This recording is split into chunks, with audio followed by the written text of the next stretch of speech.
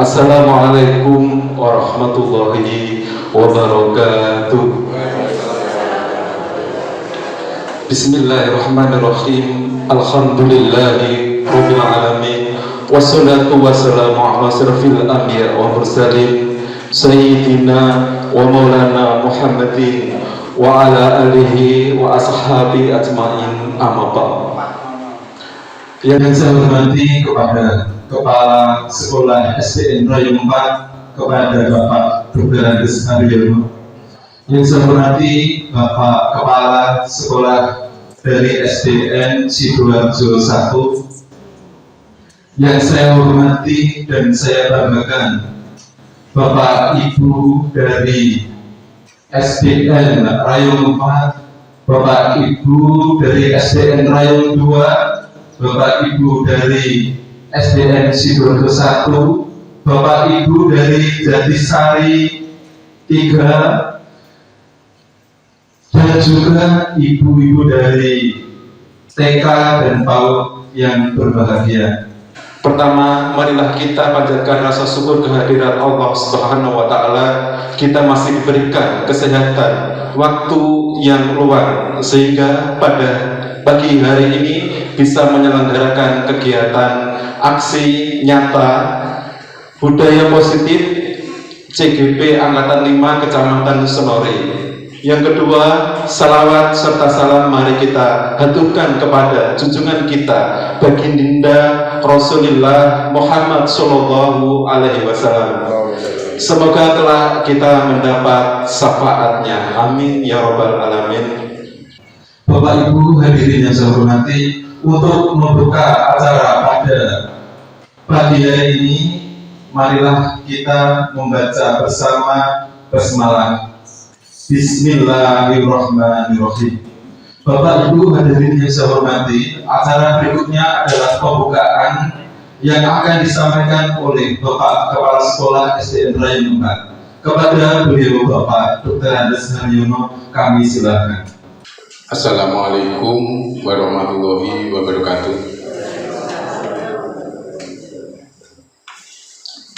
Yang terhormat Bapak Joko, Kepala SDN Sidoarjo 1. Yang terhormat rekan-rekan guru penggerak, beliaunya ketiganya ini dari SDN Kaligede 2, dari SDN Rayung 4, dan dari SDN Sidoarjo 1. Bapak Ibu peserta seminar yang saat ini semuanya yang berbahagia. Pertama, mari kita panjatkan puji syukur kehadirat Allah Subhanahu wa Ta'ala atas limpahan rahmat, taufik dan hidayahnya, sehingga kita dapat berkumpul di SDN Rayung 4, khususnya di ruang kelas 6 ini, Bapak Ibu, ya, dalam keadaan sehat walafiat. Salawat serta salam kita aturkan kepada junjungan kita Nabi besar Muhammad Sallallahu Alaihi Wasallam, yang itu kita tunggu syafaatnya di akhir nanti. Bapak Ibu, saya selaku Kepala SDN Rayung 4 mengucapkan banyak-banyak terima kasih atas kesediaan Bapak dan Ibu datang di SDN Rayung 4. Ya, beginilah suasana di SDN Rayung 4. Bapak Ibu, saya mohon nanti karena ini sebagai kewajiban daripada Bapak dan Ibu guru penggerak khususnya dalam acara menyampaikan materi yang diseminarkan nanti, yaitu berjudul budaya positif. Nah, saya harapkan karena ini penting sekali Bapak dan Ibu, ya, ini juga untuk menambah wawasan dari Bapak dan Ibu dalam berkarya, ya, dan menambah ilmu pengetahuan. Saya harapkan untuk diperhatikan, dan saya harapkan dalam seminar nanti untuk bisa hidup. Memang kalau itu bisa ditanyakan, ya, itu. Kiranya demikian saja. Karena seminar ini bisa kita buka. Bismillahirrahmanirrahim. Kita buka dengan ucapan Bismillahirrahmanirrahim. Dinyatakan dibuka. Terima kasih kepada beliau Bapak Dr. Andes Naryono, Bapak Kepala SDN Rayu 4, yang sudah mendukung setiap kegiatan kita dalam pelaksanaan CGP Angkatan 5 ini. Beliau sangat totalitas mendukung setiap tugas maupun pelaksanaan dari kegiatan guru penggerak ini. Semoga doa beliau akan terus menyertai kita sampai finish nanti, ya. Pada pertemuan kali ini yang memberikan materi terlebih dahulu adalah saya, ya. Bapak Ibu yang saya hormati, aksi nyata budaya positif ini merupakan salah satu progres pada modul 1.4 pada program guru penggerak yang diikuti oleh CGP Angkatan 5. Dan di Kecamatan Sunori kita memiliki rekan CGP, diantaranya adalah Bu Maulidia Rahma Prasiti. Beliau adalah guru dari SDN Sidoarjo 1, ahli IT, ahli Google, ya, sangat lengkap. Kemudian berikutnya Bapak Aris Cahyono dari SDN Kaligede 2. Beliau adalah ahli pemateri, jadi sangat menguasai materi-materi apapun itu, ya. Dan yang terakhir saya sendiri, tentu saja setiap orang memiliki kelebihan, dan semoga saja saya termasuk ahli dalam bernegosiasi, mengumpulkan teman, berkolaborasi seperti itu, ya. Semoga saja. Saya akan membawakan awal mula pada aksi nyata budaya positif ini, yaitu tentang pendahuluan budaya positif. Budaya positif itu adalah budaya yang dikembangkan untuk peserta didik agar memiliki karakter kuat dan berakhlak sesuai profil pelajar Pancasila yang sudah sesuai dengan pedoman pendidikan di Indonesia. Jadi budaya positif ini tentu saja sudah dilakukan Bapak Ibu semua, ya. Saya yakin sudah dilakukan, namun nanti pada program ini akan diarahkan lagi menjadi lebih baik lagi. Budaya positif dapat dibangun di sekolah dengan menyediakan lingkungan yang positif, aman, dan nyaman, agar peserta didik mampu berpikir, bertindak, mencipta, serta secara merdeka, mandiri, dan bertanggung jawab. Budaya positif ini akan terwujud manakala sekolah ini menyediakan tempat yang aman, positif untuk seluruh warga di sekolah. Jadi ketika lingkungan sudah terbentuk, maka insya Allah nanti peserta didik akan terbentuk budaya positifnya. Namun ada hal yang perlu ditinjau ulang tentang budaya positif ini, karena budaya positif yang selama ini diterapkan masih tergantung pada disiplin yang harus dipatuhi dan dilaksanakan. Jadi disiplin ini masih berupa paksaan, walaupun sebagian sudah lahir dari hati dari peserta didik, ya, dari warga sekolah, namun masih banyak berupa peraturan-peraturan. Kesadaran akan penerapan disiplin belum berdasarkan motivasi internal. Inilah yang akan kita bangun, ya, di mana pembiasaan positif yang diterapkan ini selama ini masih bukan disiplin positif, ya. Jadi masih banyak yang kita misalkan rekan guru disiplin waktu tepat hadir ke sekolah karena ada peraturan, ada fingerprint misalkan seperti itu, atau anak-anak nanti datang ke sekolah karena takut nanti dihukum sama bapak dan ibu guru. Itulah yang nanti akan kita upayakan untuk berubah agar menjadi motivasi internal anak atau peserta didik tersebut. Jadi model disiplin yang dibangun masih berpusat pada murid.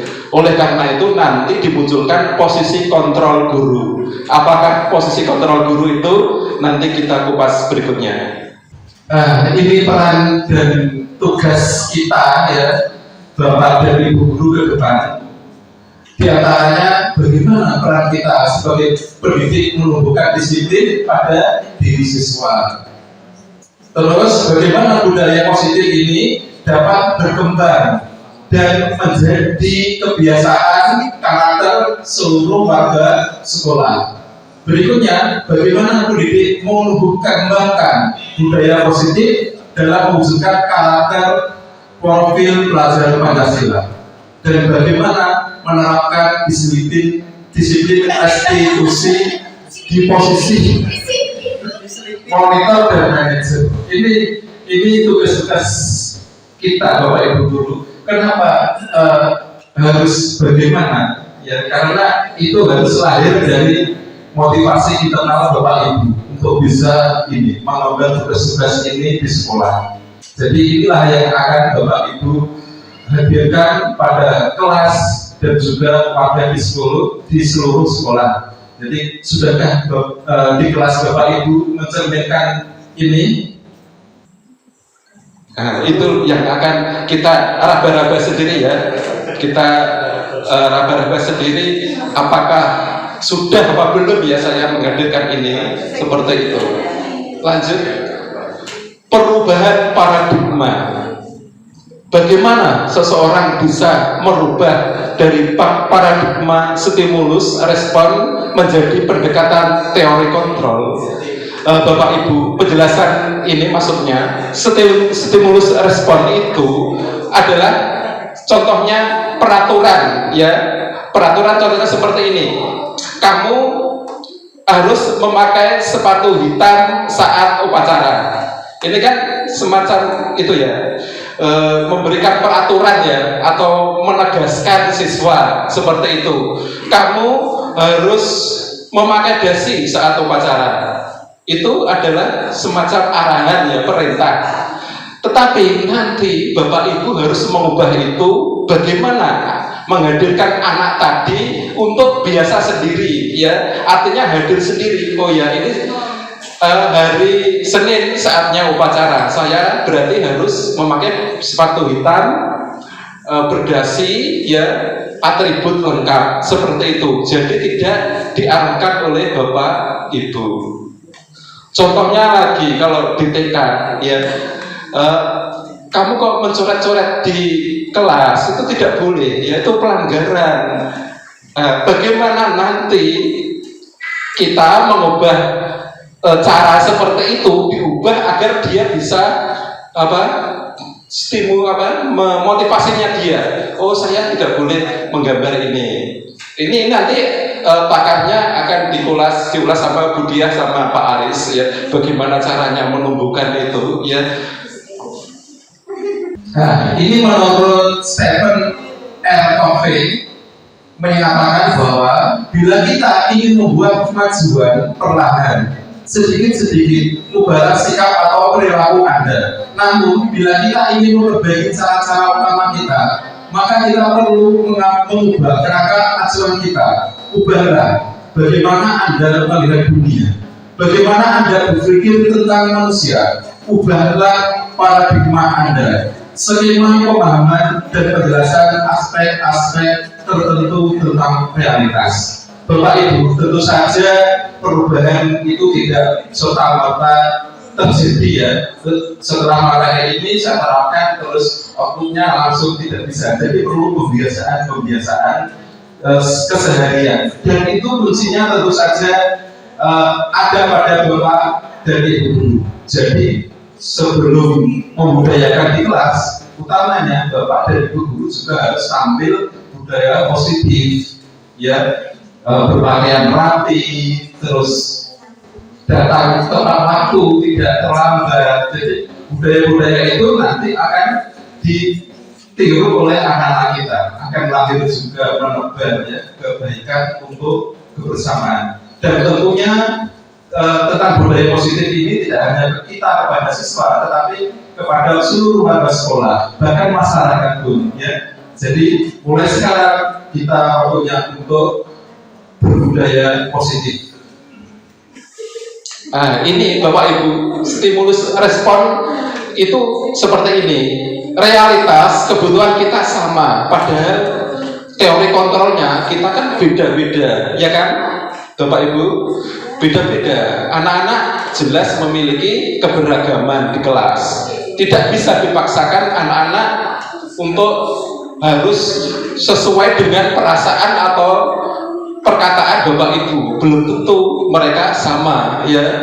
Kadang anak jangan ramai di kelas ya. Mungkin masih ada yang ramai. Mungkin dia kenapa dia masih ramai?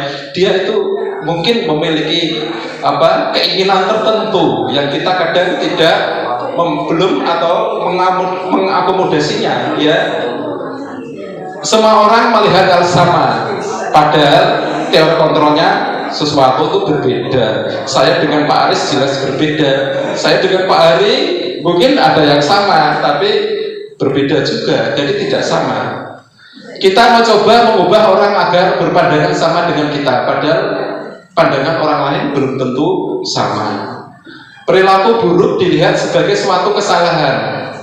Teori kontrolnya, semua perilaku memiliki tujuan. Ini yang tadi Bapak Ibu. Mungkin dari dia mencoret-coret dinding itu mungkin ada tujuannya. Harus kita tanya, kenapa kamu kok mencoret-coret dinding seperti ini? Ditanya Bapak Ibu, tidak langsung seperti ini.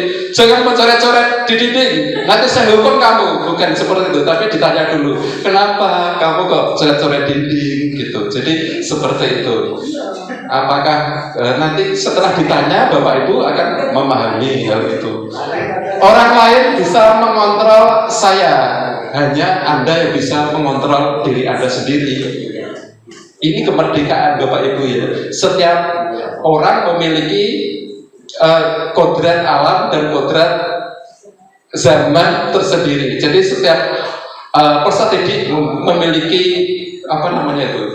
kodratnya sendiri-sendiri, tidak bisa diatur sebetulnya. Kita mungkin selama ini malah sering memaksakan kehendak untuk anak-anak ya. Anak-anak mungkin terlalu kita perketat dengan aturan-aturan, dengan tugas-tugas atau apa saja. Saatnya kita berubah ya. Seperti inilah pentingnya. Pemaksaan ada pada saat bujukan gagal. Kolaborasi dan konsensus menciptakan pilihan-pilihan baru. Ini terkontrolnya. Jadi hal-hal yang memaksa itu kita ubah nanti untuk memberikan pilihan ya. Model berpikir menang atau kalah. Yang sebetulnya yang benar itu kita menang ya. Menang kita harus sesuai diri kita sendiri. Apakah mau Bapak Ibu dikontrol seseorang tidak mau kan ya. Ya harus bebas bukan, tetapi nanti bebasnya harus tetap berbudaya positif. Betul kata Pak Hari tadi, budaya positif itu harus dikembangkan. Berikutnya, ini makna disiplin menurut Ki Hajar Dewantara. Ini yang terpenting ya. Mardika iku jarwanya noramung lepasing pamrih nging uga kuat kuwasa amandiri priyangga Merdeka itu artinya tidak hanya terlepas dari perintah, akan tetapi juga cakap buat memerintah diri sendiri. Ini poin pentingnya dari makna disiplin ini Bapak Ibu ya. Jadi kita hadirkan ke diri kita sendiri motivasi untuk disiplin. Juga nanti kita hadirkan ke siswa. Nah, ini tekniknya bagaimana menghadirkan ke siswa nanti dikupas Budia sama Pak Aris nih. Tekniknya ada Bapak Ibu ya. Bagaimana anak itu nanti, oh ini saya ya, harus seperti ini, motivasinya ada. Nanti akan lebih jelas lagi seperti itu. Jadi kita beruntung sekali memiliki Ki Hajar Dewantara ini Bapak Ibu ya. Lihat, ini filosofinya luar biasa. Filosofi tentang merdeka ya, merdeka belajar. Kita di kurikulum merdeka belajar. Jadi ini penting sekali. Kemudian nanti setelah budaya positif itu terbentuk, nanti akan terjadilah namanya nilai-nilai kebajikan yang akan tetapkan ya. Nilai-nilai kebajikan itu adalah sifat-sifat positif manusia yang merupakan tujuan mulia yang ingin dicapai setiap individu. Nilai ini sudah terlahir di profil pelajar Pancasila pada IKM ya, implementasi kurikulum merdeka. Di antaranya beriman dan bertakwa kepada Tuhan yang Maha Esa, berakhlak mulia, mandiri, bernalar kritis, berkebinekaan global, bergotong royong dan kreatif. Ini sudah mencakup semua nilai-nilai. Jadi nilai-nilai kebaikan itu banyak sekali Bapak Ibu ya. Jadi menolong, terus menghargai teman, itu banyak sekali ya nilai-nilai ini. Menurut The Victus Project nilai-nilai kebajikan ini itu banyak sekali ya Bapak Ibu. Lihat ada peduli, rajin, integritas, rasa hormat, keterus-terangan, jujur, ya, keberanian, kebahagiaan, tanggung jawab. Ini nanti yang akan dimiliki oleh putra dan putri Bapak dan Ibu. Siap ya? Hadirkan itu kepada putra putri Bapak Ibu. Siap ya? Ya. Banyak sekali Pak Aris ya nilai kebajikan. Ini harus hadir semua, tidak boleh dilanggar ya. Ada ketegasan. Nah, ini harus hadir pada masing-masing warga di sekolah, ya, baik gurunya, baik peserta didik, ya, nanti akan menular ke masyarakat. Saya yakin itu karena nanti peserta didik kita lah yang akan terjun ke masyarakat. Ini penerapan budaya positif di kelas saya, ya. Ini sebetulnya juga sudah diterapkan Bapak Ibu ya. Tapi nanti saya minta setelah hari ini akan dikembangkan lagi. Mungkin Pak Tek nanti menciptakan budaya positif yang lebih kuat lagi bisa. Ya. Ini pada saat anak-anak membuat kesepakatan kelas. Ya, kesepakatan kelas itu adalah misalkan nilai-nilai yang disetujui oleh warga kelasnya. Ya, contohnya tidak datang terlambat, kemudian mengerjakan tugas secara mandiri, menghargai teman, banyak sekali seperti itu. Yang kedua itu budaya positif, memohon izin saat ke belakang atau ke toilet. Jadi harus matur dulu. Ini sudah dibudayakan ya, sudah. Berpakaian rapi, berat saya ini ganteng-ganteng ini ya, rapi, bersih, berdoa sebelum pelajaran, kemudian saat pulang. Ini sudah budaya positif. Mohon bersalaman saat pulang. Ini budaya positif ini ketika sudah menjadi kebiasaan atau menjadi budaya di sekolah itu, saya yakin sekolah itu akan jadi hebat Bapak Ibu ya. Semua orang memiliki komitmen untuk budaya positif. Saya yakin sekolahnya akan maju ke depan ya. Sekolahnya Pak Hari, sekolahnya Pak Joko akan sukses maju ke depan ya. Siswanya luar biasa, apalagi di C201 ini siswa-siswanya terbaik ya, kemarin juara lomba siswa prestasi itu luar biasa ya, gerak jalan juga semua didorong oleh SDN 1. Ini menunjukkan bahwa kemungkinan budaya positif di sana sudah berjalan dengan baik. Tentunya ini memotivasi kita yang di SDN kita, SDN 4 untuk bisa juga ya. Jadi ini tugas dan kewajiban Bapak Ibu Guru untuk menciptakan berikutnya. Terima kasih ya, selamat menghadirkan budaya positif di kelas dan sekolah. Oh iya, Pak Hari ada pertanyaan. Oke, Pak Hari itu enggak usah. Itu contoh bagaimana itu yang yang ini Pak, ini contoh budaya positif untuk berpakaian rapi Pak Hari. Jadi ini berpakaian rapi, bajunya masuk semua. Ini action Pak, action. Biasa di kamera. Ya seperti itu Mbak Ari. Nah ini anak-anak rapi ya, bajunya rapi masuk. Iya. Ya terima kasih Bapak Ibu. Demikian adalah ulasan dari saya, walaupun singkat, semoga mengena ya pemaparan sedikit saya. Selanjutnya akan dilanjutkan oleh rekan saya CGP Angkatan 5 dari SDN Sidoarjo 1 kepada Bu Maledia Rahma Prastiti SPD. Saya silakan.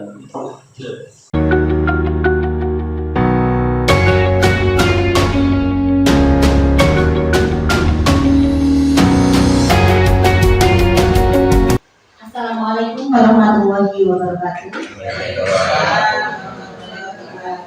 Selamat siang Bapak Ibu Guru dari SDN Rayong 4, Sidoarjo 1, Kaligede 2, Jatisari, Rayong 2, dan Bapak Ibu dari PAUD dan TK Rayong.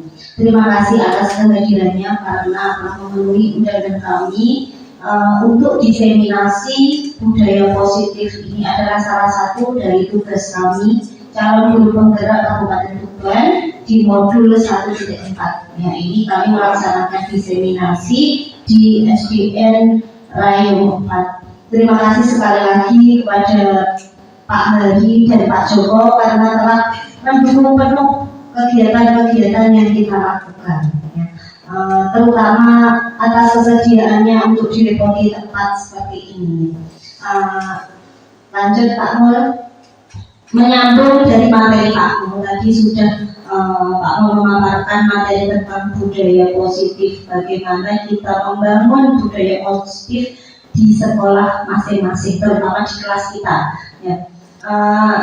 Tidak mengulas terlebih dahulu Pak Bu, kita fokus di kelas kita terlebih dahulu. Kalau kita sudah fokus di kelas kita, insya Allah kelas-kelas yang lain, Bapak Ibu guru yang lain akan mengikuti kita.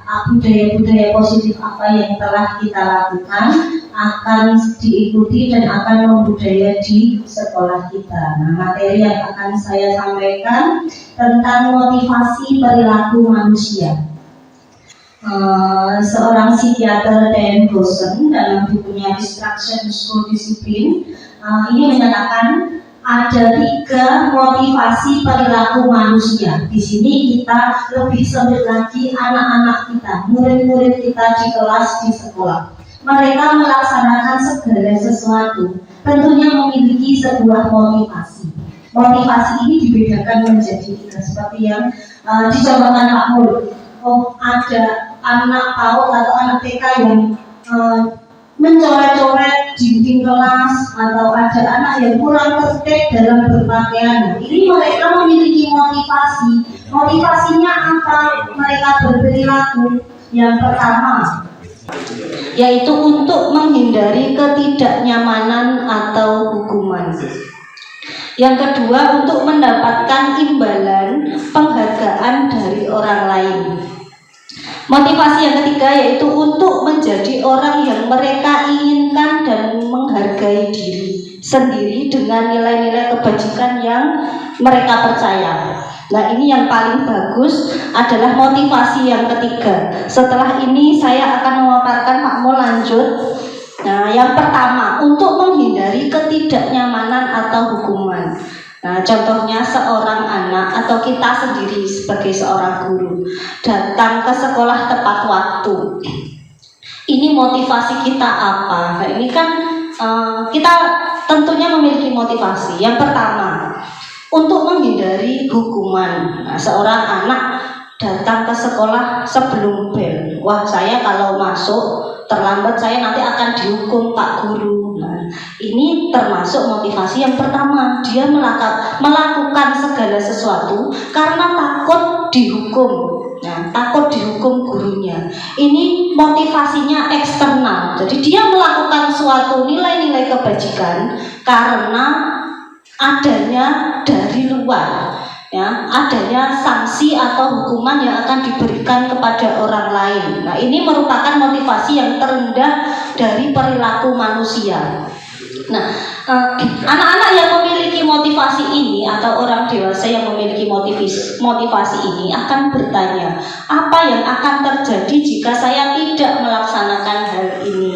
Nah, ini untuk menghindari permasalahan yang muncul karena nanti akan berpengaruh pada fisik mereka, psikis mereka, atau terpenuhinya kebutuhan mereka. Nah, seperti tadi ya, saya tidak ikut ekstra pramuka. Nah, nanti saya pasti akan dihukum. Nah, berarti motivasi dia mengikuti kegiatan sekolah itu hanya untuk menghindari dihukum, bukan motivasi internal apa yang diyakininya bahwa saya bertanggung jawab akan melaksanakan ini. Lanjut, yang kedua, untuk mendapatkan imbalan atau penghargaan dari orang lain. Nah, ini juga masih bersifat eksternal. Yang pertama tadi untuk menghindari hukuman, yang kedua untuk mendapatkan penghargaan, imbalan, hadiah, apresiasi. Nah, seperti itu. Manusia berperilaku untuk mendapatkan imbalan tadi. Apa yang akan saya dapatkan? Misalnya saya berangkat pagi, sebelum jam 7 sudah di sekolah. Wah, saya akan mendapatkan apa ya? Apa penghargaan yang akan saya peroleh? Nah, ini motivasi yang kurang sesuai ya, termasuk motivasi eksternal. Dia melaksanakan suatu nilai-nilai kebajikan ini karena mengharapkan suatu penghargaan. Ini juga kurang baik jika terus membudaya di murid-murid kita ya, apalagi di kita sebagai seorang pendidik melaksanakan suatu kebaikan atas dasar ingin apresiasi, penghargaan, atau yang pertama tadi takut dihukum ya, takut pijat print ini nanti bagaimana tujuan tidak cair. Nah, misalnya seperti itu. Nah, yang ketiga Pak Mul, untuk menjadi apa yang mereka inginkan sesuai nilai-nilai yang diyakininya. Nah, ini anak-anak kita melakukan sesuai dengan nilai-nilai kebajikan yang telah disampaikan Pak Mul tadi. Ada banyak sekali teori-teori yang menyebutkan nilai-nilai kebajikan. Akan menjadi orang seperti apa saya jika melakukan hal ini? Jika saya disiplin, jika saya bertanggung jawab atas tugas-tugas yang diberikan kepada saya. Nah, seperti itu merupakan motivasi yang membuat seseorang memiliki disiplin positif. Berarti ini motivasinya internal, datang dari diri sendiri ya, bukan karena orang lain. Nah, ini sambungannya tadi materi yang disampaikan Pak Mul, disiplin positif, budaya positif. Kita semua para guru ini seperti yang disampaikan oleh Ki Hajar Dewantara pada dasar-dasar pendidikan, bahwa pendidikan ini kan menuntun segala kodrat yang ada pada anak, sehingga anak-anak kita, murid kita ini mencapai kebahagiaan yang setinggi-tingginya sebagai pribadi dan sebagai anggota masyarakat. Nah, jadi tugas guru itu menuntun kodrat yang ada pada anak. Jadi si anak ini misalnya pinter dalam hal olahraga, kita paksa pinter matematika ya tidak bisa Bapak Ibu, karena dia memiliki kodratnya sendiri. Tugas kita kan apa? Menggali segala potensi yang ada pada anak kita, maksimalkan. Jadi dalam satu kelas ini kan beragam minat, bakat, potensi anak-anak. Ya, misalnya anak yang kecenderungan pada seni, kita ikutkan kejuaraan olahraga karena bukan minatnya, bukan bakatnya, ya tidak bisa maksimal. Nah, tugas kita menuntunlah anak-anak itu sesuai dengan kodratnya, apalagi kodrat zaman ya. Karena yang disampaikan Pak Pol apa-apa hari ini kan sudah berbasis IT ya, karena zaman sekarang ini berbeda dengan zaman Bapak Ibu dulu. Misalnya Pak Hari dan Pak Joko waktu sekolah dulu, nah kurikulumnya apa, Bu Srikah dulu kurikulumnya apa, berbeda, nggak bisa kita samakan, kita terapkan ke anak-anak kita ya, terutama anak PAUD ya, mulai usia PAUD, TK, SD itu kan generasi Z, generasi yang sangat dekat dengan teknologi ya. Jadi kita menyesuaikan seorang guru. Oh, pembelajaran apa bocah kok diwarai Google wae, gak seneng moco. Nah, karena anak-anak itu kan sekarang sudah sesuai tadi Bapak Ibu, kodrat zamannya tadi ya. Mencari informasi melalui internet itu juga proses belajar. Jadi jangan melarang anak-anak gak usah ndelok internet. Kita hindari seperti itu. Kita tugasnya mengarahkan anak-anak. Oh, etika berinternet bagaimana? Bolehnya ini ya. Aturannya seperti ini. Nah, itu harus kita sampaikan kepada anak-anak. Lanjut Pak Mul. Nah, ini hukuman, konsekuensi dan restitusi. Seperti motivasi tadi, yang pertama itu kan anak tentang hukuman, yang kedua apresiasi, restitusi. Nah, ini materi baru Bapak Ibu. Saya juga baru saja mengetahui teori restitusi ini dari program guru penggerak ini. Nah, jadi materi-materi di JKB ini sangat bagus sekali. Monggo Bapak Ibu jika ingin mengikuti di angkatan berikutnya. Banyak materi-materi yang tidak kita dapatkan di bangku kuliah dulu. Saya dulu tidak mendapatkannya. Saya dapatkan baru, ilmu baru di sini. Guru perlu meninjau ulang tindakan penegakan peraturan atau keyakinan kelas. Nah, yang dibuat Pak Mul, contohnya ini kesepakatan kelas atau keyakinan kelas ya. Nah, keyakinan kelas berarti nilai-nilai kebajikan apa yang diyakini di kelas tersebut atau di sekolah tersebut. Jadi kita itu perlu meninjau ulang peraturan. Misalnya Ibu dan Bapak guru di kelas membuat peraturan, siapa yang tidak ikut latihan upacara nanti tak hukum lari 10 kali. Nah, itu kan kita perlu meninjau ulang peraturan-peraturan seperti itu. Kamu kalau masuk musola pakai sepatu kotor, mengotori, nah, nanti kamu tak hukum. Nah, apakah Bapak Ibu pernah melakukan hal tersebut? Nah, seperti di TKYO. Nah, ya nanti kamu nyobek majalah Bu Guru, nanti kamu tak suruh berdiri di depan kelas. Nah, saya pernah menemui hal-hal seperti itu.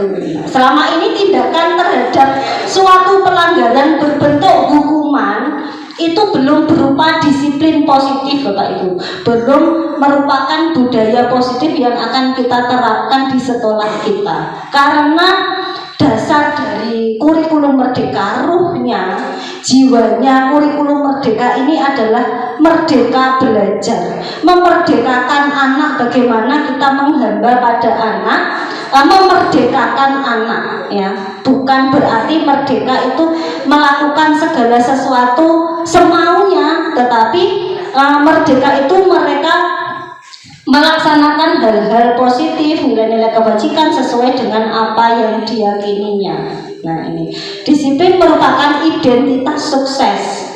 Hukuman merupakan identitas gagal. Nah, disiplin positif ini terbagi menjadi dua, disiplin dalam bentuk konsekuensi dan disiplin dalam bentuk restitusi. Nah, materi restitusi nanti akan dikupas Pak Aris lebih dalam lagi. Oh, apa toh restitusi? Bu Siti pasti bertanya-tanya ya, penasaran restitusi. Saya baru saja dapat dari sini. Restitusi itu apa? Nanti kita kupas bersama-sama. Lanjut Pak. Nah, ini tabel yang saya ambil dari Diane Gosen, Restitution Restruction School Discipline pada halaman 70 sampai 71 ini ya, bahwa hukuman, kita memberikan hukuman ke anak-anak ini merupakan identitas gagal. Saya menyampaikan hal seperti ini bukan berarti saya langsung mengadakan restitusi, gak pernah menghukum, bukan ya. Kita berubah sedikit-sedikit dengan ilmu atau materi yang saya pelajari ini. Oh, saya jadi paham apa-apa yang saya lakukan ini sudah tepat atau belum tepat ya. Kalau kita menyampaikan hukuman atau kita memberikan hukuman, jika anak melanggar keyakinan sekolah, anak menyembunyikan kesalahan. Jika konsekuensi atau restitusi, jika kita melaksanakan restitusi, maka murid akan belajar taat peraturan. Restitusi lebih tinggi lagi, anak akan berusaha belajar memecahkan masalahnya. Nah, ini lebih enaknya kita contoh, misalnya gini, anak bermain voli dengan Pak Andi di lapangan. Nah, ternyata di salah satu anak tidak sengaja memecahkan kaca perpustakaan. Contohnya seperti itu. Nah, Pak Andi akan menanyakan, sopo iki sing mecahno kaca, tak hukume. Nah, misalnya seperti itu ya, Bu. Nah, ini anak-anak pasti akan menyembunyikan kesalahan. Enggak mungkin langsung jujur, saya loh Bu yang mecah kaca, kan ya. Oh enggak, aku Bu ini mau dilempar ini, tadi aku mau lo guru-guru passing. Kalau kita awal langsung tak hukum kamu karena melanggar aturan atau melakukan suatu kesalahan, anak akan merasa ini ya, merasa rendah diri, merasa bersalah, lalu merasa sangat melukai hatinya ya, itu. Nah, bagaimana kita menghadapi anak-anak yang melanggar suatu aturan atau kesepakatan kelas? Kita bisa menerapkan restitusi. Nah, anak akan belajar memecahkan permasalahan yang dihadapinya. Solusi, kalau restitusi ini bicara tentang solusi. Kalau kita melanggar langsung dihukum lari atau apa, itu kan tidak sesuai, tidak akan memecahkan permasalahannya. Nah, permasalahan anak yang dihadapi apa, lalu kita melakukan segitiga restitusi. Nah, hukuman yang kita berikan ini akan menyakitkan. Guru menjalani konsekuensi dengan mesti menyalahkan anak, mengkritik, menyindir dan merendahkan anak tersebut. Hal ini sangat bertentangan dengan dasar-dasar pendidikan yang dikemukakan oleh Bapak Pendidikan kita ya, Ki Hajar Dewantara, yang memerdekakan anak itu. Kalau kita melaksanakan sebuah restitusi, ini akan menguatkan anak. Guru menyebutkan keyakinan kelas, membimbing kerangka acuan berpikir, dan ini dibuat oleh anak sendiri. Jadi kalau hukuman, kan mesti guru yang membuat. Oh, kamu tak hukum ini, kamu karena telah melanggar aturan sekolah, kamu harus mendapat hukuman ini. Nah, ini tidak sesuai dengan budaya positif, disiplin positif yang akan kita bangun. Lanjut Pak. Saya mengutip kalimat dari Al-Fiqh bahwa saat kita berulang kali menjanjikan hadiah kepada anak-anak agar berperilaku bertanggung jawab, atau kepada seorang murid agar mempelajari sesuatu yang baru, atau kepada seorang karyawan ya, di sini kita punya seorang guru, agar melakukan pekerjaan yang berkualitas, kita sedang berasumsi mereka tidak dapat melakukannya atau mereka tidak akan memilih untuk melakukannya. Maksudnya ini tadi hukuman penghargaan, ya, dihukum oleh penghargaan. Nanti ada materi yang sangat menarik bagi kita ya Pak Aris ya, dihukum oleh penghargaan. Maksudnya gimana? Apakah kita tidak boleh memberikan hadiah kepada anak? Nah itu kan ada teorinya. Bagaimana kita mengapresiasi kinerja rekan kita, bagaimana kita mengapresiasi apa yang dilaksanakan oleh murid-murid kita. Misalnya gini, kamu besok lomba, kalau menang tak hadiahi. Nah seperti itu adalah seperti kita tidak percaya bahwa anak itu mampu melaksanakannya dengan baik, ya. Berarti kan itu sebuah pancingan, tapi pancingan ini akan menimbulkan sesuatu yang kurang baik pada diri anak. Nah nanti dia melaksanakan segala sesuatu kebaikan, melaksanakan tugas-tugasnya, sarono hadiah tadi, sarono apresiasi yang akan kita berikan. Ayo. Nah ini punishment by reward ini dihukum oleh penghargaan. Nah bukunya seperti itu belum Pak? Mengemukakan bahwa penghargaan ataupun hukuman adalah cara-cara mengontrol perilaku seseorang yang menghancurkan potensi untuk pembelajaran yang sesungguhnya. Jadi misalnya seorang anak melaksanakan suatu tugas karena hadiah atau hukuman, itu kan ya seperti tadi teori motivasi. Dia melaksanakannya bukan karena ini tanggung jawab saya, ini adalah tugas saya menyelesaikannya. Aku apa dikai hadiah atau enggak atau enggak. Ini memang harus saya kerjakan sesuai dengan nilai-nilai kebajikan yang saya yakini, yang tadi disampaikan oleh Pak Mul. Lanjut Pak. Nah, kebutuhan dasar manusia dan dunia berkualitas. Ini materi yang ketiga. Ayo Pak. Nah, untuk membangun budaya sekolah yang positif dengan lingkungan yang aman dan mendukung murid untuk menjadi pribadi yang berdaya dan bahagia, salah satu upaya yang dapat kita lakukan sebagai seorang guru yaitu memahami kebutuhan dasar yang mendasari perilaku murid. Ya, Dr. William Glasser, psikiater asal Amerika Serikat ini menyatakan bahwa seluruh tindakan manusia ini memiliki tujuan. Nah, seperti yang disampaikan Pak Won, bahwa apa yang kita lakukan ini memiliki tujuan untuk memenuhi kebutuhan dasar. Nah, kebutuhan dasar manusia ini ada 5 macam. Lanjut Pak.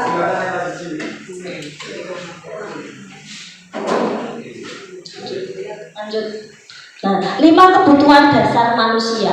Yang pertama yaitu kebutuhan untuk bertahan hidup. Nah, ini kebutuhan anak-anak yang harus terpenuhi agar mereka menjadi manusia yang merdeka, ya. Bertahan hidup atau survival ini contohnya kebutuhan akan rasa aman, makan, minum, tempat tinggal. Apabila anak kita berangkat sekolah belum terpenuhi kebutuhan dasarnya, belum sarapan Bu, apakah dia akan konsentrasi belajar? Pasti jam 8:08 sudah ingin istirahat. Nah, itu sering saya lakukannya. Jadi kita sebelumnya menanyakan bagaimana anak-anak untuk memenuhi kebutuhan hidupnya. Yang kedua, kebutuhan untuk merasa diterima. Nah, anak itu kan ya makhluk sosial. Bagaimana dia diterima dengan teman-temannya? Ya, tidak ada bullying, ya, tidak ada pilih-pilih teman. Dia merasa diterima sebagai anggota masyarakat, sebagai anggota di kelasnya. Yang ketiga yaitu kebutuhan akan kebebasan atau freedom. Ya, bebas di sini maksudnya bebas mengutarakan apa pendapatnya secara percaya diri, bebas melakukan pilihan-pilihan, dan tentunya pilihan yang mereka buat ini harus dipertanggungjawabkan. Bebas di sini bukan berarti semau anak.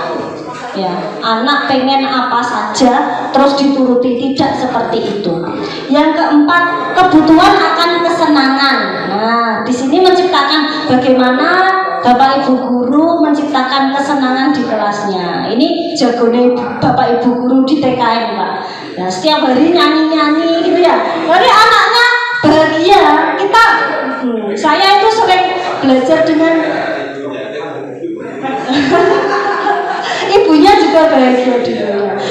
Ibu-ibu PAUD dan TK ini sangat ahlinya menciptakan suasana kelas yang meriah, yang menghidupkan agar anak-anak menjadi bahagia.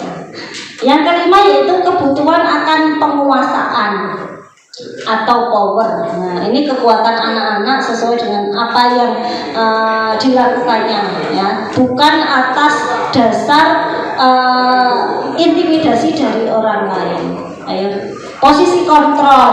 Nah, posisi kontrol ini ada 5 juga, Bapak Ibu, yang diterapkan guru jika kita menemui anak-anak kita ketika melanggar suatu kesepakatan, ya. 5 posisi kontrol yang akan kita lakukan dalam restitusi, ya. Yang pertama penghukum, kedua pembuat rasa bersalah, yang ketiga menempatkan kita sebagai teman, yang keempat guru sebagai pemantau atau kita sebagai manajer. Nah, kira-kira kalau jenengan menghadapi anak yang melanggar keyakinan kelas atau melanggar aturan, ya, ini jenengan akan bertindak sebagai apa, Bapak Ibu? Sebagai penghukum, pembuat rasa bersalah, atau yang teman, manajer, pemantau? Kira-kira yang mana? Pemantau. Pemantau.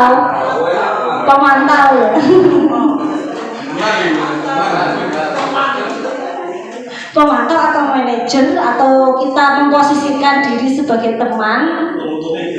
Penghukum. Pernah apa tidak, Pak Andi, kira-kira?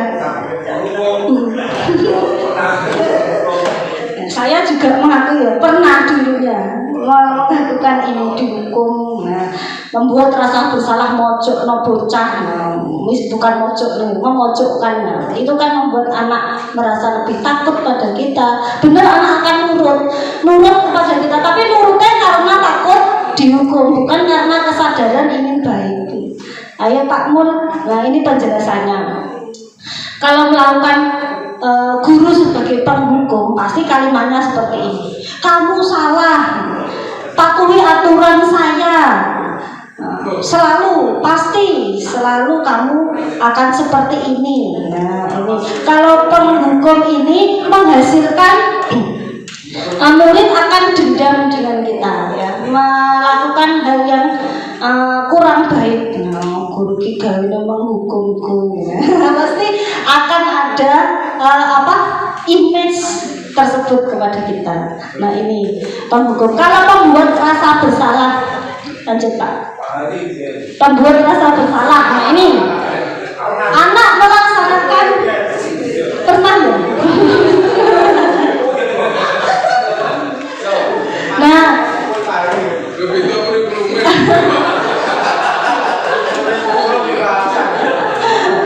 Nah, ini curhat ini Pak Adi. Nah, pembuat rasa bersalah, biasanya kalimatnya kan sudah berapa kali ibu harus memberitahu ibu sangat kecewa kamu melakukan hal ini. Nah, contohnya itu, ya. Gimana coba orang tuamu kalau kamu melanggar aturan seperti ini? Nah, jika guru dalam menghadapi masalah sebagai rasa bersalah ini, ya, yang ketiga yaitu ya teman. Oke. Yang ketiga sebagai teman.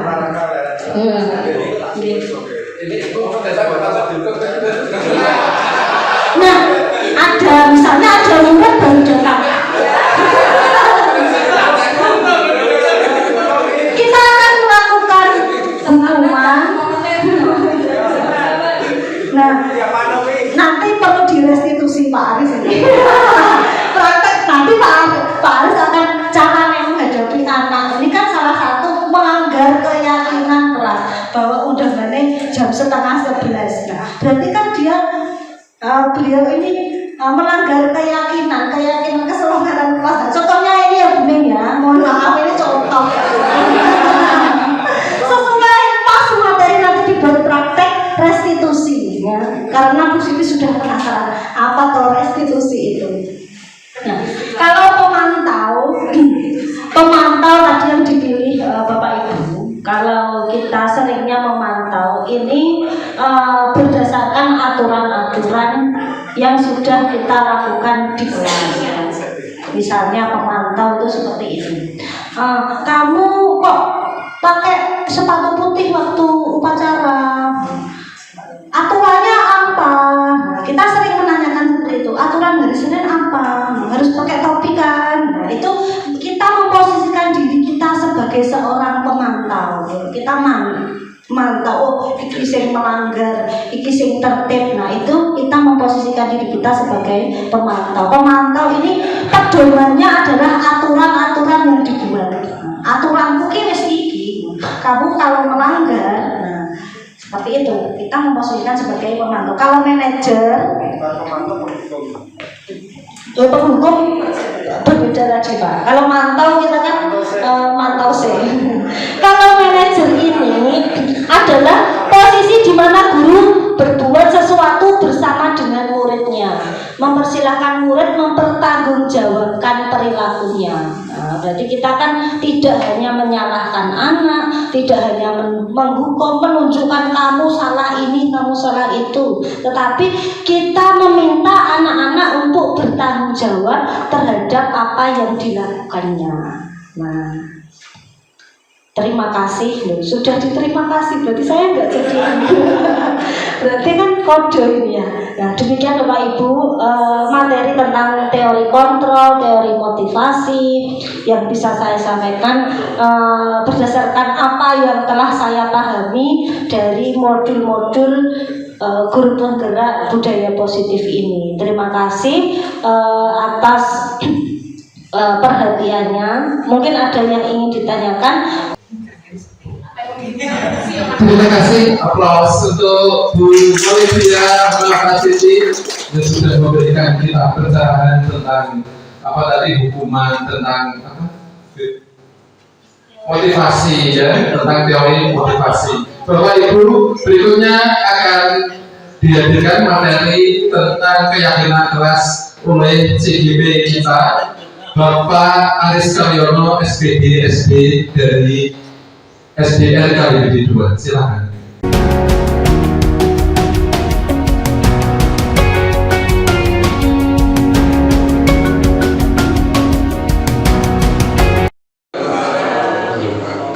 Sebelumnya saya ucapkan terima kasih atas waktu yang diberikan Bapak Kepala SDN Payung 4 dan SD Sidoarjo 1 yang saya hormati, serta Bapak Ibu Guru peserta diseminasi modul 1.4 budaya positif.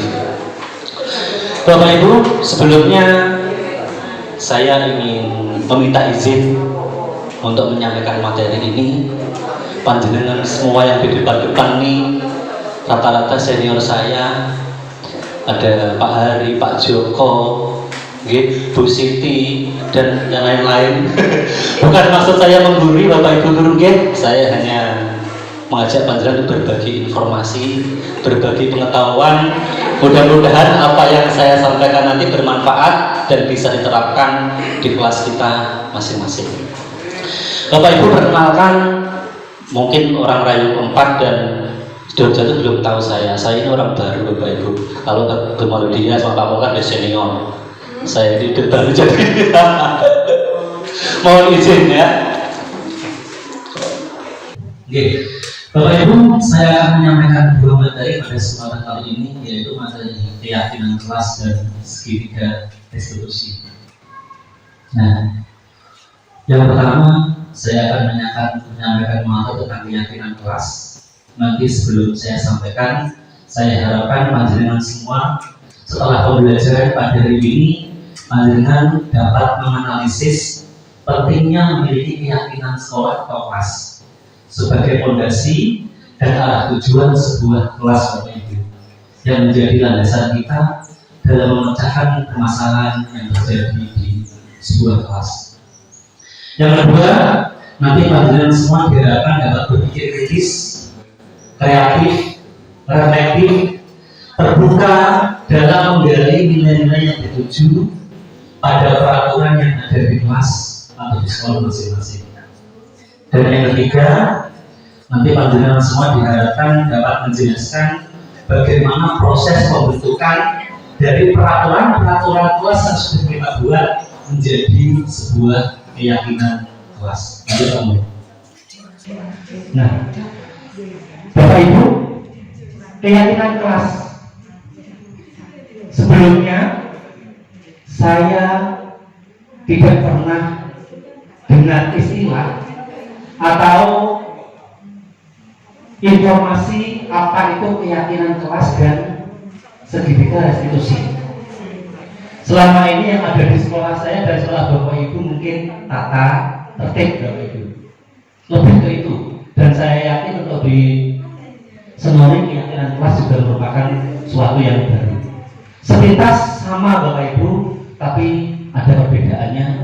Dan intinya, kalau tata tertib itu dibuat oleh sekolah. Nah, siswa berusaha mematuhi apa yang sudah diatur oleh sekolah. Tapi di keyakinan kelas, nanti kita mengajak peserta didik atau siswa-siswa kita untuk membuat keyakinan atau peraturan-peraturan sendiri yang akan mereka laksanakan dalam kehidupan sehari-hari di sekolah. Jadi di sini cirinya ada siswa terlibat dalam membuat peraturan itu. Selama ini kenapa siswa sering melanggar peraturan Bapak Ibu, selain melanggar tertib? Yang pertama faktornya karena ada kebutuhan dasarnya yang belum terpenuhi. Dan yang kedua, mereka menganggap bahwa tata tertib yang ditempel itu hanya sebuah tulisan, karena dia tidak terlibat dalam pembuatan aturan itu. Mereka belum merasa dilibatkan dan belum merasa dihargai. Aku gak mau gawe kok kon ngelakoni. Nah, seperti itu mindset di siswa kita. Lanjut, balik dulu. Nah, apa keyakinan kelas Bapak Ibu? Keyakinan kelas adalah nilai-nilai kebajikan atau prinsip universal yang disepakati bersama-sama secara universal dalam suatu kelas, lepas dari latar belakang, suku, negara, bahasa maupun agama. Maksudnya Bapak Ibu, nanti keyakinan kelas yang dibuat siswa itu harus mampu mengakomodasi kebutuhan seluruh peserta didik. Sebagai contoh kecil, misalnya ada sebuah keyakinan kelas yang menyatakan begini: sholat rutin, sholat zuhur, laksanakan sholat zuhur secara rutin. Kalau ada siswa yang beragama Kristen, apakah juga masalah sholat zuhur? Nah, ini maksudnya seperti itu. Jadi kita pastikan bahwa peraturan kelas itu dapat dilaksanakan oleh semua warga kelas. Bisa dipahami Bapak Ibu? Lanjut Pak Bul. Nah, prinsip pembentukan keyakinan kelas, nanti kita sudah mengarah ke bagaimana cara membuat keyakinan kelas. Kita harus beralih dari tata tertib menjadi sebuah keyakinan kelas Bapak Ibu. Yang pertama, bersifat lebih abstrak daripada peraturan yang lebih rinci. Kalau tata tertib yang kita punya di sekolah Bapak Ibu, harus datang 15 menit sebelum pembelajaran dimulai dan lain-lain. Nanti kalau kita buat peraturan kelas, kita gunakan kalimat-kalimat yang lebih simpel, yang di dalamnya terdapat nilai-nilai kebajikan yang disampaikan Pak Mu dan Bu Diah tadi. Yang kedua, berupa pernyataan-pernyataan universal dan positif. Maksudnya, di keyakinan kelas itu tidak ada pernyataan negatif. Seperti ini Bapak Ibu, tidak boleh mengganggu teman. Pernyataan tidak boleh ini Bapak Ibu, itu adalah merupakan pernyataan negatif. Jadi kita buat keyakinan itu dalam kalimat yang positif menjadi seperti ini: sesama teman harus saling menghargai, seperti itu. Jadi jangan dimunculkan istilah yang negatif. Yang ketiga, sebaiknya sesuatu yang dapat diterapkan di lingkungan tersebut. Kalau itu berupa peraturan kelas atau keyakinan kelas, ya harus berlaku di lingkungan kelas, dan pastikan semua warga kelas bisa melaksanakannya.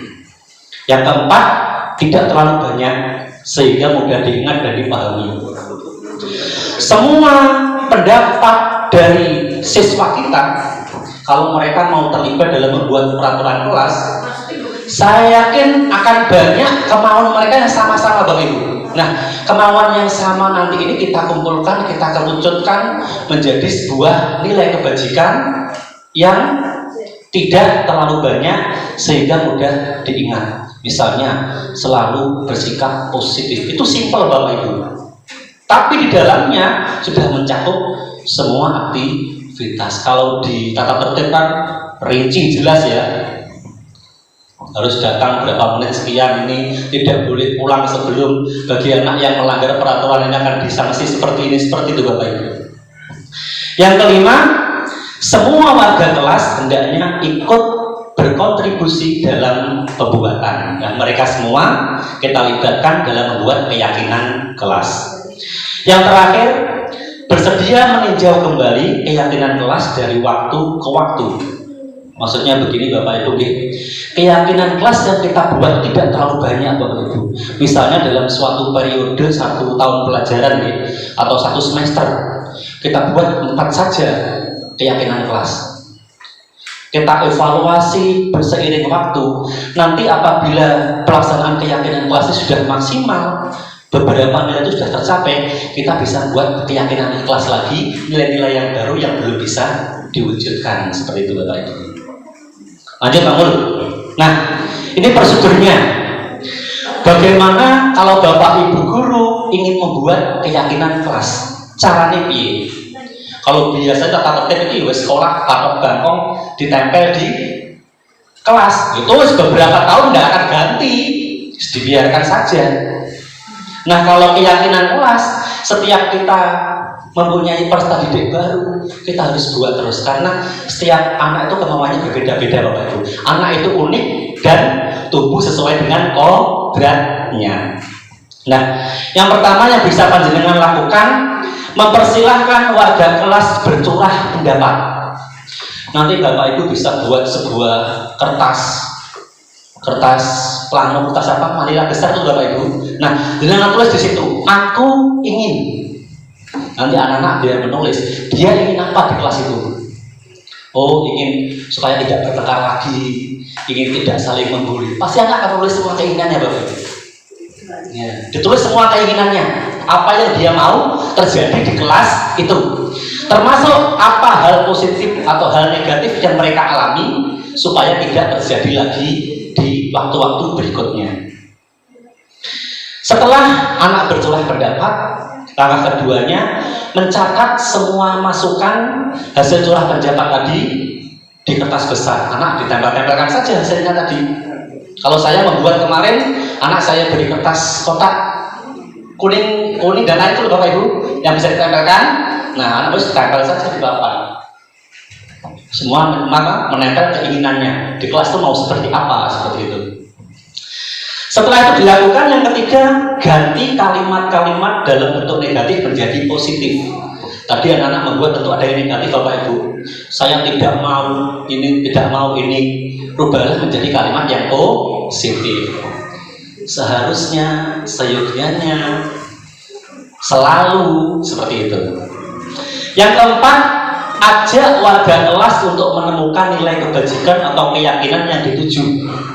Tadi yang anak-anak tulis itu kita kelompokkan, Bapak Ibu. Kita kelompokkan. Apakah tadi yang anak tulis itu termasuk nilai kerukunan, nilai disiplin, tanggung jawab, dan lain-lain. Ajak mereka menemukan. Tujuannya nanti kalimat-kalimat yang kebajikan itu tadi bentuknya simpel, sehingga mudah diingat siswa. Kita kumpulkan. Terus yang kelima, setelah keyakinan kelas selesai dibuat, semua warga kelas dipersilahkan meninjau. Kita buat dalam tulisan bentuk besar, kita tulis hasilnya sesuai dengan kemauan siswa tadi.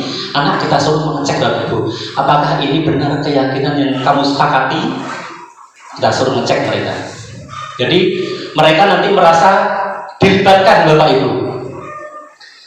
Mereka dalam dirinya akan tumbuh tanggung jawab atau keinginan untuk melaksanakannya. Yang terakhir, keyakinan kelas dipajang di dinding yang mudah dilihat semua warga. Seperti tak boleh Bapak Ibu. Tapi ini udah kurang besar nih Bapak Ibu.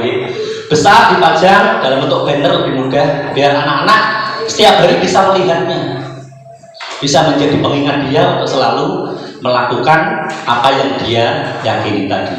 Lanjut Pak Mul. Contoh keyakinan kelas Bapak Ibu. Anak-anak kalau buat kalimat seperti ini tidak bisa Bapak Ibu. Kita yang membantunya, mengarahkan sehingga menjadi kalimat-kalimat yang universal. Contoh kelas 5, selalu bersikap positif. Tadi ini mungkin dari anak-anak hasilnya dilarang mencuri barang teman dan lain-lain. Kita yang mengelompokkan seperti itu berdasarkan persetujuan anak. Bisa dipahami Bapak Ibu nggih? Contohnya. Lanjut kamu. Nah ini contoh yang saya lakukan di kelas saya, walaupun bentuknya kurang meyakinkan Bapak Ibu nggih. Musiknya tidak ada Bapak. Nah, langkah pertama kita bisa sosialisasi dulu Bapak Ibu dengan warga kelas, sosialisasi akan pentingnya keyakinan kelas. Sinyalnya nih Bapak Ibu. Sinyalnya ini yang ini sadar kamera mau disyuting ini. Ini, waduh. Tapi udah jalan kamu ya? Sekarang tidak ya? Waduh. Udah tadi percepat kamu biar kata saya. Masih biarkan. Iya. Lanjut. Nah, ini yang tuh tampilkan. Ya. Sebentar, tampilkan. Dari awalnya. Nah, tadi lanjut. Setelah panjenengan sosialisasi, panjenengan sampaikan apa itu keyakinan kelas dan pentingnya buat mereka. Nah ini Bapak Ibu, gak perlu natural. Nah ini proses surah pendapat Bapak Ibu. Anak-anak menuliskan apa yang dia inginkan di kertas yang kecil-kecil tadi. Setiap anak boleh memilih menulis beberapa yang dia inginkan, tidak harus satu. Nah ini proses surah pendapat Bapak Ibu ya. Anak-anak menuliskan yang dia inginkan.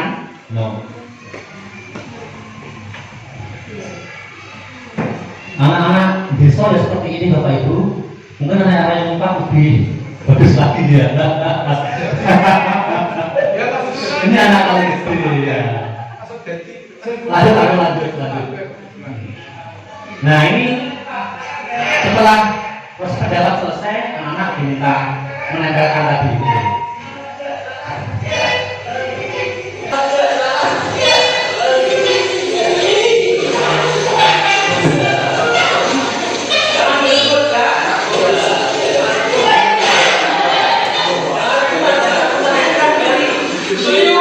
Lanjut kamu.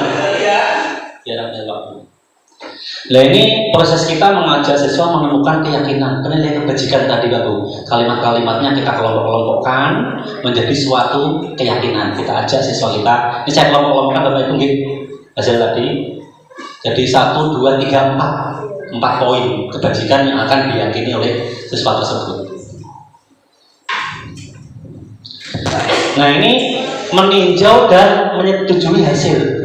Setelah keyakinan tadi terbentuk, anak-anak kita libatkan untuk menyetujuinya, menandatangani tanda tangan di kertas itu Bapak Ibu, sebagai bentuk bahwa dia bertanggung jawab untuk melaksanakan keyakinan itu. Nah setelah ini tugas panjenengan membuat keyakinan tadi menjadi bentuk yang lebih menarik, bagus, ditempel di dinding kelas biar anak selalu ingat dan melaksanakannya. Ya, sinyalnya. Lanjut ke cara bisa dipahami Bapak Ibu tadi ya? Itu prosesnya. Mudah-mudahan bisa panjenengan terapkan. Saya yakin kalau panjenengan di kelas ya, dari tata tertib berubah ke keyakinan, akan terjadi perubahan yang luar biasa Bapak Ibu. Saya sudah membuktikannya, walaupun belum signifikan. Tidak Bapak Ibu. Nah, selanjutnya keyakinan kelas yang sudah terbentuk disetujui oleh warga kelas termasuk gurunya. Dalam bentuk dibuat yang menarik, ditempel di kelas agar bisa selalu dibaca dan menjadi pengingat. Oke. Lanjut Pak. Nah, sekarang kita ke materi kedua, segitiga restitusi. Walaupun keyakinan kelas sudah kita buat Bapak Ibu, sudah kita sepakati, siswa sudah sepakat, tapi dalam pelaksanaannya pasti tetap akan ditemukan pelanggaran keyakinan tadi. Karena yaitu Bapak Ibu, anak itu diulik tumbuh sesuai dengan kodratnya, dan di tengah perjalanan pasti ada suatu kejadian-kejadian yang tidak sesuai dengan apa yang kita kehendaki. Tugas kita untuk menjadikannya sebagai sebuah pembelajaran yang positif. Di materi ini tujuan kita hari ini nanti diharapkan Bapak Ibu bisa menjelaskan apa itu restitusi sebagai salah satu cara menanamkan disiplin positif pada murid sebagai bagian dari budaya positif.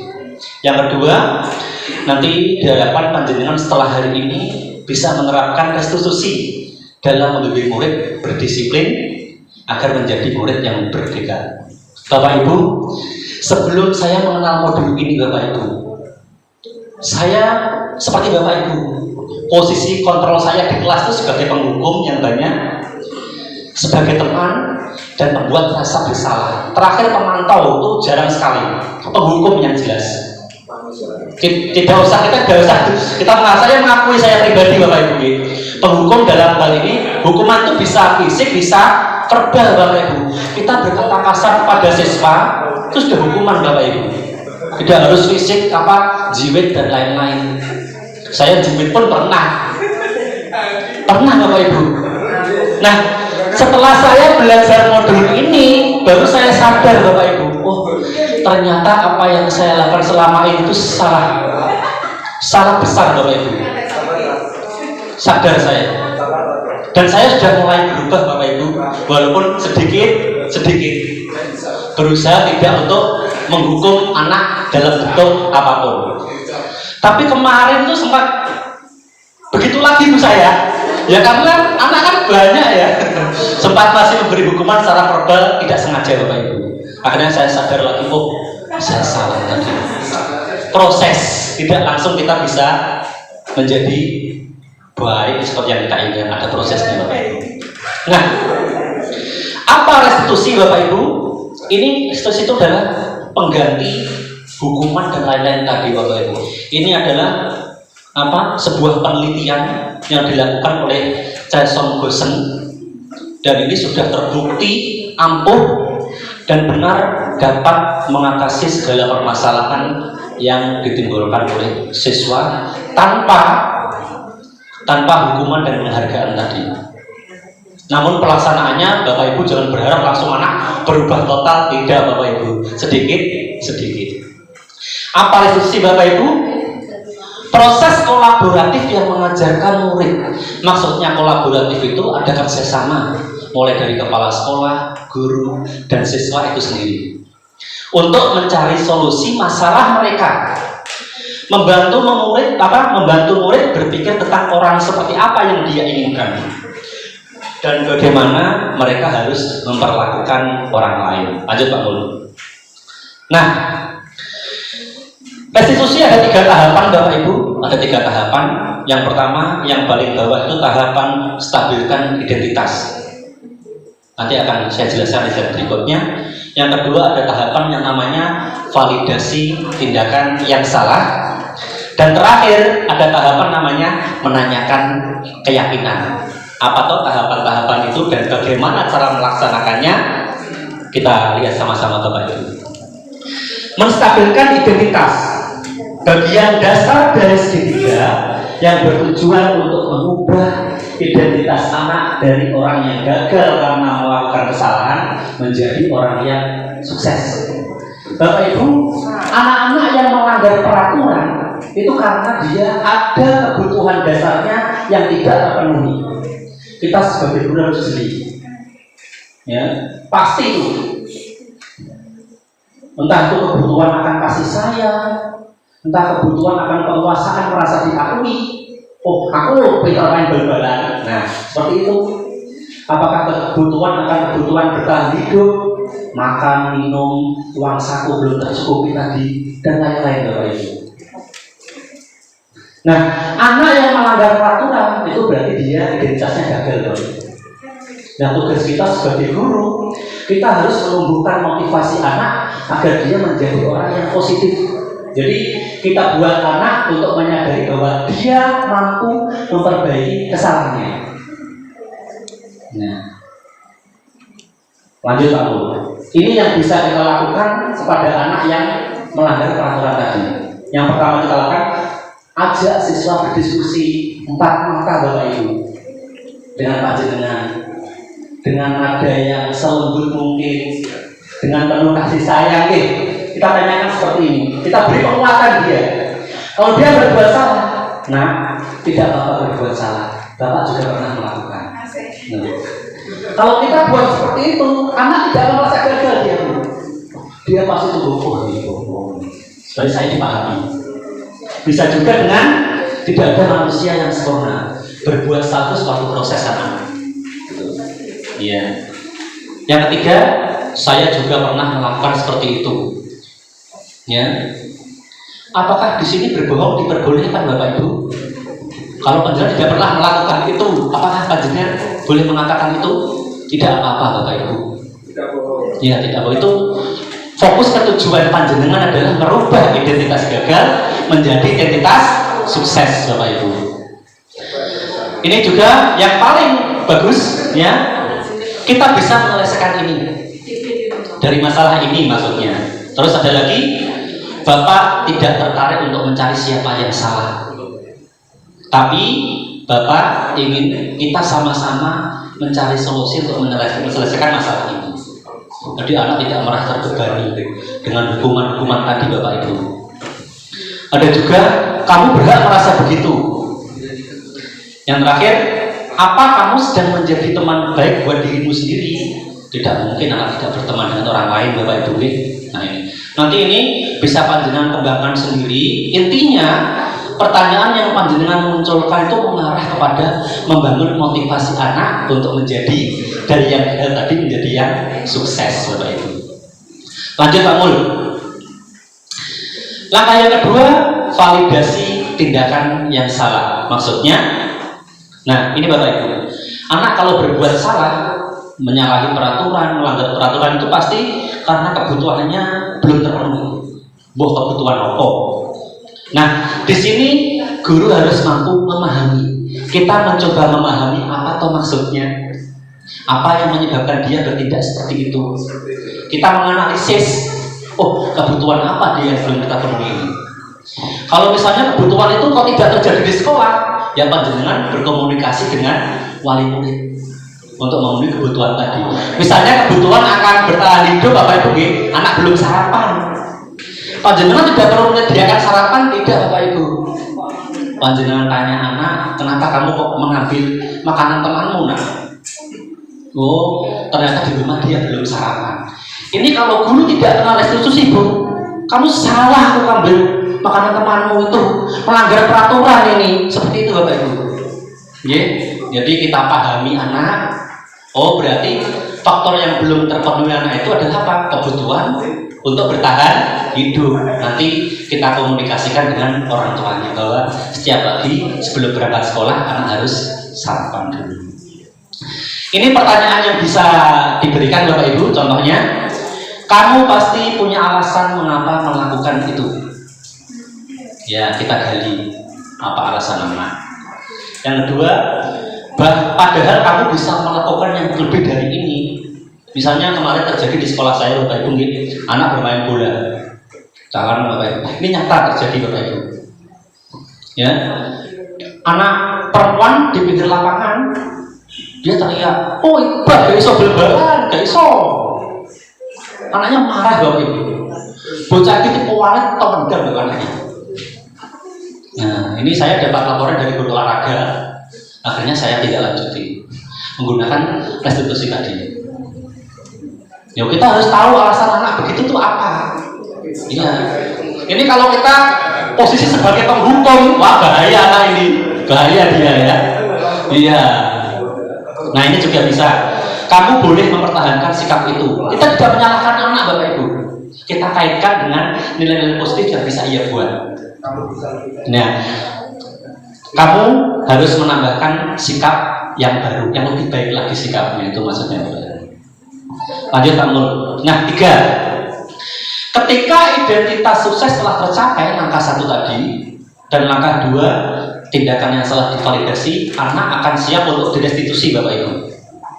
Kita hubungkan dengan keyakinan-keyakinan yang sudah dibuat di kelas tadi.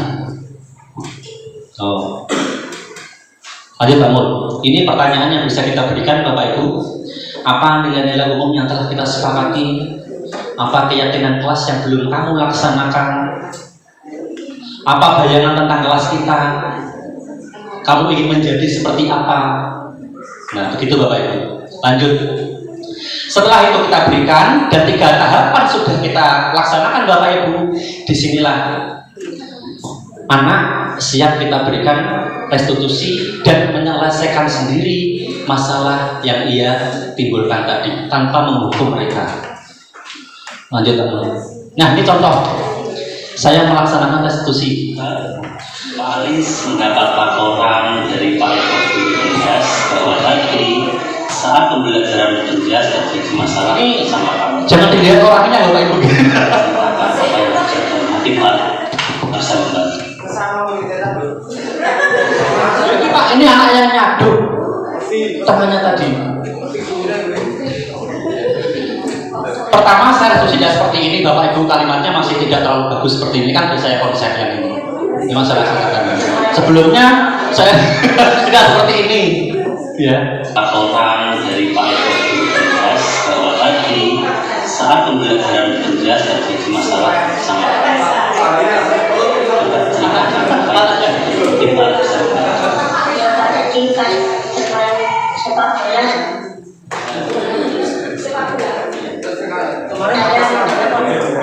Yang saya udah 1 itu hanya saya buat skenario yang apa? Mungkin Pak bisa membantu. Ya Pak, tadi pas kemarin sepak bola saya dengan anak manusia.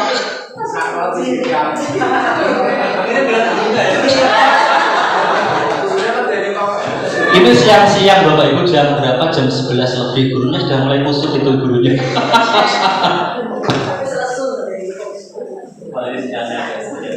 Saya tidak bisa selain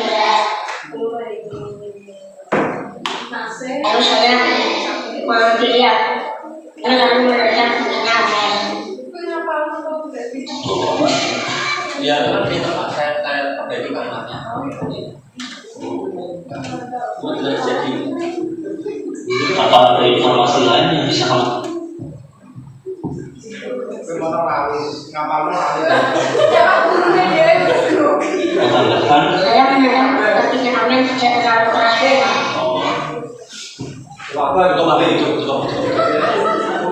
Cukup Bapak Ibu, nanti bisa kita lihat langsung kalau panjenengan memang mau lihat itu monggo. Duh, terima kasih Bapak Ibu. Nah, berarti materi yang saya sampaikan sudah final Bapak Ibu. Saya harapkan setelah pembelajaran hari ini panjenengan bisa menerapkan tadi keyakinan kelas dan restitusi di kelas panjenengan masing-masing. Betul yang dikatakan Bu Diah Bapak Ibu tadi, kita untuk berubah tidak perlu menunggu orang lain Bapak Ibu. Kita mulai dari kelas kita. Nanti kalau guru lain melihat kita berubah, pasti akan timbul gregetnya untuk mengikuti kita. Betul Bapak Ibu. Dan saya di sini Bapak Ibu, karena materi yang saya sampaikan sudah berakhir, mohon maaf bila ada kata-kata yang kurang berkenan. Sebelumnya Bapak yang mau tanya, monggo silakan. Lupa saya ya. Ada yang mau tanya, monggo silakan ya. Terima kasih Pak Aris. Ini Bapak dan Ibu, pentingnya kita ikut dalam seminar ini budaya positif ini penting sekali untuk kita. Kita harus berubah. Ini sebenarnya harus 1 kecamatan Pak. Saya ini senang sekali saya mendengarkan. Terima kasih sekali untuk SDN Sidoarjo 1 maupun 4 yang maupun Rayu 2 Guru TK yang bisa menerima ini. Ternyata bagus sekali ya, pemecahan-pemecahannya bagus sekali ya. Kemudian hanya pertanyaan saya sedikit saja ini ya, kesepakatan kelas tadi ya. Yang jelas kita harus bisa memecahkan masalah di kelas ya, di kelas itu. Apabila menjumpai murid Pak ya, murid yang kebanyakan sini itu ada tapi sudah keluar semua, muridnya satu kelas nakal semua ya. Itu kebetulan muridnya Pak Mul dulu di tengah Jamber. Nah itu mungkin waktu itu kalau Pak Mul sudah membuat kesepakatan kelas, tapi pada waktu itu belum ada, karena ini hal yang baru Pak. Ini saya harapkan ini bisa ditularkan di semua, di Kecamatan Senowi lah istilahnya. Kita yang ini kebetulan, terima kasih sekali, itu anaknya nakal-nakal semua Pak. Jadi kalau mungkin dia itu kan ego disiplin, maksudnya harus begini, harus begini. Nah, pada waktu kesepakatan kelas misalnya ada anak yang demikian, mudah-mudahan memang tidak ada, tapi ini hanya suatu pertanyaan ya, anaknya tuh nakal-nakal semua, membuat kesepakatan kelas itu misalnya, kalau kamu telat 5 menit dihukum. Nah, dihukum paling enggak kamu berdiri di depan kelas, misalnya memaksakan diri lah, itu rata-rata. Nah, bagaimanakah untuk menghadapi anak yang demikian, walaupun tadi sudah dijelaskan di segitiga restitusi ya. Ya, untuk lebih mudahnya, karena mungkin ada lah mungkin di kelas-kelas yang lain yang demikian. Terima kasih Pak. Tepuk tangan untuk Pak Hari, Bapak Ibu. Iya Pak Hari, terima kasih pertanyaannya. Ini memang rata-rata terjadi di sekolah-sekolah di lingkungan kita Pak Hari. Selalu ada anak-anak yang seperti itu, karena memang anak-anak itu unik. Seperti dijelaskan tadi Pak Hari ya, kita sebagai guru harus mampu mengidentifikasi apa kebutuhan anak yang belum terpenuhi. Dia nakal dan lain-lain Pak Hari, itu jangan-jangan 5 kebutuhan dasar tadi belum terpenuhi semua Bapak Ibu. Tingkat kenakalan itu tergantung itu Bapak Ibu. Anak yang 5 kebutuhan dasar sama 2 kebutuhan dasar belum terpenuhi beda. Jadi makanya dikatakan tadi bahwa restitusi adalah proses kolaboratif Bapak Ibu. Ada kerjasama antara guru, kepala sekolah dan wali murid. Memang pekerjaan tidak pekerjaan mudah Bapak Ibu, tapi kita bisa mulai dari sedikit demi sedikit Bapak Ibu. Misalnya satu kelas panjenengan kok nakal semua Pak Hari, misalnya Pak Hari, panjenengan jangan mengarahkan anak buat peraturan yang banyak Bapak Ibu. Satu cukup, satu saja yang bisa mengakomodasi kemauan anak tadi. Setelah satu ini dalam pelaksanaannya bisa terpenuhi, nanti kita bisa meninjau kembali peraturan itu. Jadi tidak langsung harus berubah total, tidak Pak Hari, sedikit demi sedikit. Nah, saya ketemu modul ini juga baru kemarin Bapak Ibu. Baru kemarin, jadi ya melaksanakannya pun masih sedikit-sedikit Bapak Ibu. Izin tetap aja ada anaknya, bandel dan lain-lain. Karena tidak mungkin dalam satu kesempatan kita bisa memenuhi semua kebutuhan anak itu. Mungkin hari ini berapa anak dan lain-lain gitu Bapak Ibu. Kita hanya bisa memenuhi apa yang bisa kita lakukan. Kalau yang tidak bisa, komunikasikan dengan wali murid atau orang tua murid. Bisa dipahami Bapak Ibu? Okay. Intinya itu Bapak Ibu. Pedoman kita tidak ada anak yang salah, tidak ada anak yang nakal. Iya, itu pedoman kita. Apapun itu, karena di teori posisi kontrol itu setiap anak pasti punya keinginan, punya kesempatan untuk berubah menjadi yang terbaik. Nah, untuk mendapatkan itu dibutuhkan waktu. Demikian Pak Hari penjelasan, mudah-mudahan bisa dipahami. Monggo yang lain.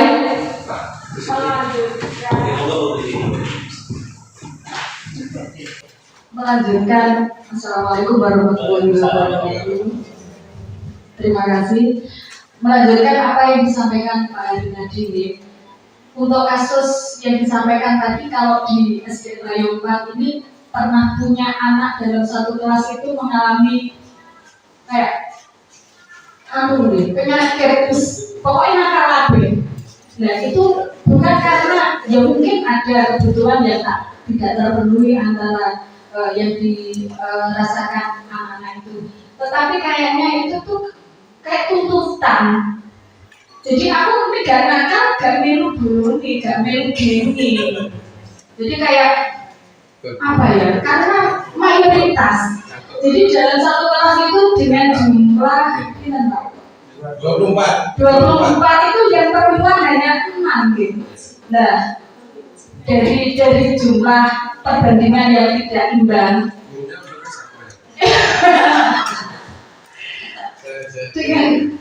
dengan jumlah seperti itu, anak yang misalnya anaknya pendiam, anaknya tidak ikut dalam gabung seperti mereka anak-anak nakal, dia malah dibully. Dan itu sudah ada korbannya juga. Sempat ya kemarin viral ya, jadi viral pada waktu itu. Nah itu karena ya itu mayoritas. Jadi kalau tidak ikut nakal, tidak ikut gengnya. Nah, kalau solusi seperti itu berarti kan kasusnya kasus berjamaah sama aja. Itu.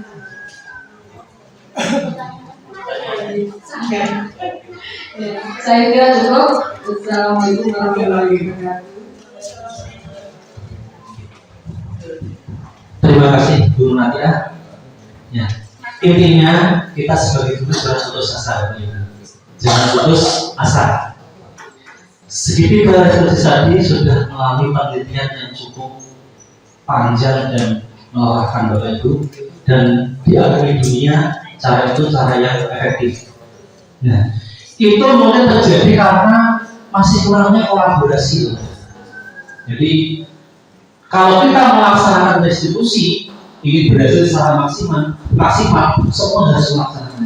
Jadi kita mulai dari kelas rendah, kita pupuk, kita terapkan anak seperti itu Bapak Ibu. Saya yakin kalau dari kelas rendah dilaksanakan, kelas-kelas berikutnya kita hanya akan memulai saja. Seperti apa yang dikatakan Diajar di Warnono, kita hanya bisa menuntun anak tumbuh kembang sesuai dengan kodratnya. Ibarat kita menanam jagung dalam bumi, kita tidak bisa merubah jagung menjadi padi, tapi kita bisa menyirami jagung, memupuk, menyingkirkan gulma-gulma dan lain-lain agar jagung itu menjadi tanaman yang tumbuh sesuai dengan keinginan kita. Begitu juga dengan anak kita Bapak Ibu. Intinya restitusi dilakukan secara kontinu dan berkesinambungan Bapak Ibu. Nah, akan lebih baik pandangan restitusi dan tidak sama sekali, daripada tidak sama sekali. Nah, pasti saya yakin akan ada perubahan-perubahan, walaupun perubahan itu tidak terjadi saat itu Bapak Ibu. Mungkin di kelas selanjutnya atau di kelas berikutnya. Kalau kelas 6, mungkin di SMP-nya kalau ibu gurunya juga menerapkan ini, lama-lama anak akan menjadi sesuai yang kita inginkan. Ya intinya kita jangan menyerah, tetap harus melakukan itu demi tumbuhnya anak yang memiliki profil pelajar Pancasila. Demikian dulu nanti ya, ini tanggapan yang bisa saya berikan. Ada yang lain lagi? Kalau tidak, saya sebagai pemateri dan mewakili teman-teman yang lain, Bapak Ibu, apabila ada kekurangan dan apa yang kurang berkenan, saya mohon maaf yang sebesar-besarnya. Mudah-mudahan apa yang saya sampaikan pada hari ini bersama teman-teman bermanfaat dan dapat diterapkan dalam keseharian melaksanakan tugas di kelas Bapak Ibu masing-masing. Saya akhiri. Wassalamualaikum warahmatullahi wabarakatuh.